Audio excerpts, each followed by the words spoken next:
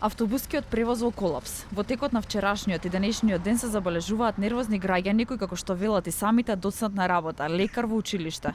Градоначалничката на град Скопје, Данила Арсовска, за телевизија 24, вели дека моменталната состојба со приватните превозници е последица од политички влијанија.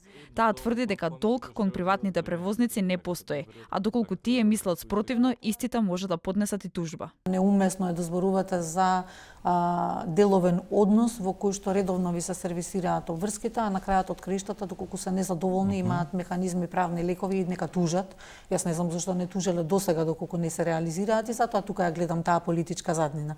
На вас некој да не ви плати, вие најверојатно ќе тужите, нели? Првиот човек на Слобода превоз, Ленин Јовановски, на денешната пресконференција рече дека тие досега инсистирале да се оствари средба со градоначалничката Арсовска, да седнат на маси заеднички да најдат решение за ситуацијата.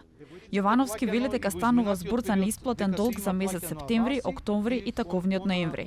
Но доколку тоа е невозможно, тие нагласуваат дека ќе поднесат тужба за злоупотреба на средства наменети за нив од директорот на јавното сообраќајно предпријатие и најавуваат штрајк. За тоа во каква форма ќе биде штрајкот, Јовановски рече дека за тоа ќе одлучат превозниците во периодот што следи. Ќе пуштиме ние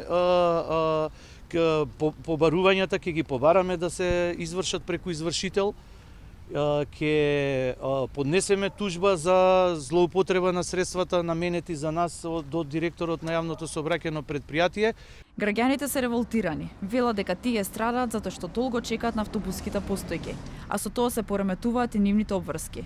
Автобуските линии 9, 12, 23, 45 не се обраќаа вчера ниту денеска, а автобусите на ЈСП пак граѓаните велат дека се редуцирани и чекаат по 30 или 40 на минути на постојките.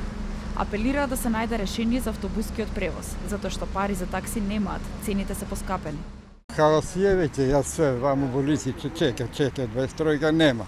И се карчуваш на било која. Ние научивме на хаос, меѓутоа непријатно е. Може некој да вози автобуси, а да нема пари да купи нафта. Може ли тако? Не може. Има луѓе што одат подалеко, не се коли немаат, пари се нема. Мора нешто да се најде решение. Граѓаните ќе платат, а и ќе си платат.